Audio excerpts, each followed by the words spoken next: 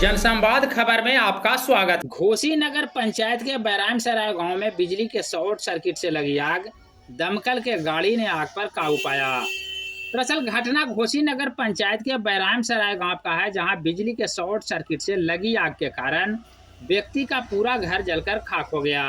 हालांकि ग्रामीणों के द्वारा आग पर काबू पाने का भरसक प्रयास किया गया, लेकिन घर में रखे कपड़े, बर्तन, अनाज समेत पूरा सामान तब तक जलकर खाक हो गया। बाद में ग्रामीणों ने मामले की सूचना फायर ब्रिगेड के टीम को दी। तदुपरांत दमकल के एक गाड़ी घटना स्थल पर पहुंचकर आग पर काबू पाया। इस अगलगी की घटना में बखोरी दास नामक व्यक्ति का पूरा घर का सामान जलकर खाक हो गया। अगलगी के दौरान आग बुझाने के क्रम में एक घरेलू महिला सीमा देवी भी आंशिक रूप से घायल हो गई। आपके घर में कैसे आग लगा है? बोलिए। लाइन से बिजली से लग गया है। बिजली से लग गया है जी। कौन कौन सामान जला है?